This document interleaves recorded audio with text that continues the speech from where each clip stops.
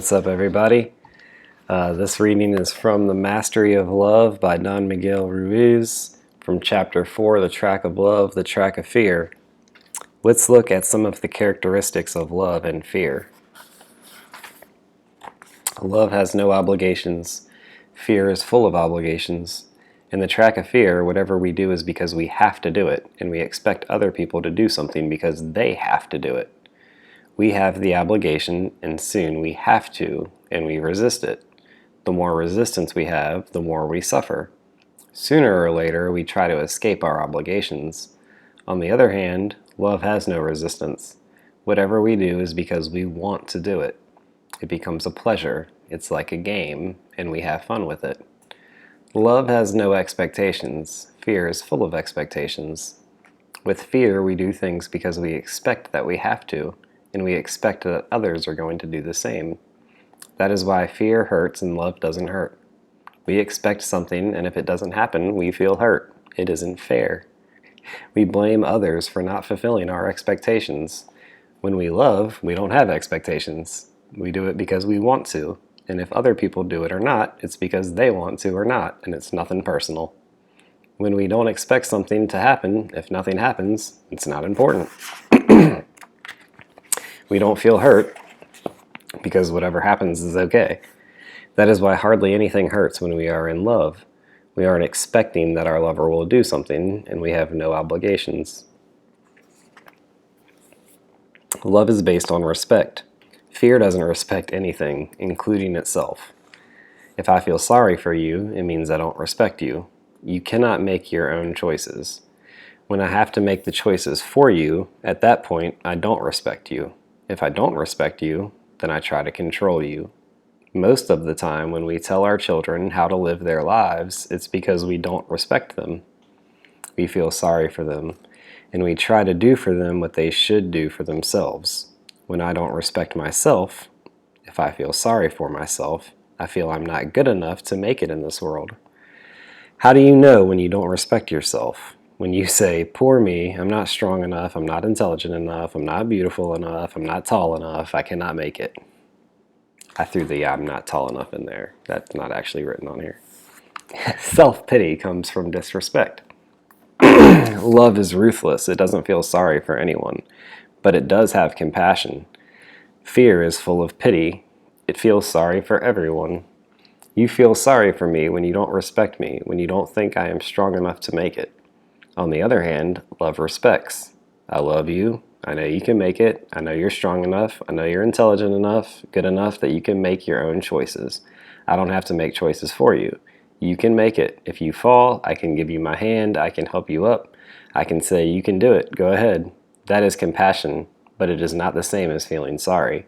Compassion comes from respect and from love. Feeling sorry comes from a lack of respect and from fear.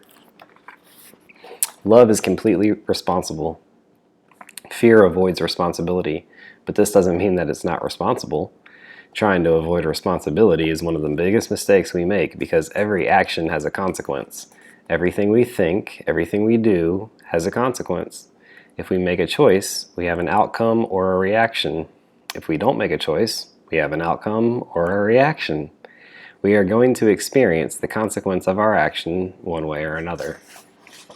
That is why every human is completely responsible for his actions, even if he doesn't want to be. Other people can try to pay for your mistakes, but you will pay for your mistakes anyway, and then you pay double. When others try to be responsible for you, it only creates a bigger drama. Love is always kind. Fear is always unkind. With fear, we are full of obligations, full of expectations, with no respect, avoiding responsibility, and feeling sorry. How can we feel good when we are suffering from so much fear? We feel victimized by everything. We feel angry or sad or jealous or betrayed. Anger is nothing but fear with a mask. Sadness is fear with a mask. Jealousy is fear with a mask. With all those emotions that come from fear and create suffering, we can only pretend to be kind. We are not kind because we don't feel good. We are not happy. If you are in the track of love, you have no obligations, no expectations. You don't feel sorry for yourself or for your partner. Everything is going well for you, and that is why that smile is always on your face. You are feeling good about yourself, and because you are happy, you are kind. Love is always kind, and that kindness makes you generous and opens all the doors. Love is generous. Fear is selfish. It is only about me. Selfishness closes all the doors. I like this one. This one's probably my favorite. Love is unconditional. Fear is full of conditions. In the track of fear, I love you if you let me control you, if you are good to me, if you fit the image I make for you. I create an image of the way you should be, and because you are not and never will be that image, I judge you because of that and find you guilty. Many times I even feel ashamed of you because you are not what I want you to be. If you don't fit that image that I create, you embarrass me, you annoy me. I have no patience with you at all. I am just pretending kindness. In the track of love, there is no if. There are no conditions. I love you for no reason, with no justification. I love you just the way you are, and you are free to be the way you are. If I don't like the way you are, then I'd better be with someone else who is the way I like her to be. We don't have the right to change anyone else. And no one else has the right to change us. If we are going to change, it's because we want to change, because we don't want to suffer any longer. Most people live their entire lives in the track of fear. They are in a relationship because they feel they have to be. They are in a relationship where they have all those expectations about their partner and about themselves. All that drama and suffering is because we are using the channels of communication that existed before we were born.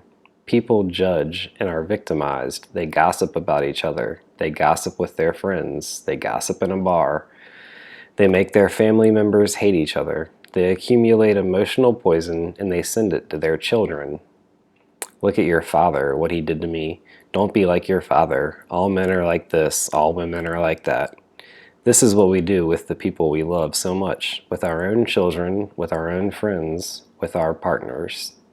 In the track of fear, we have so many conditions, expectations, and obligations that we create a lot of rules just to protect ourselves against emotional pain, when the truth is that there shouldn't be any rules.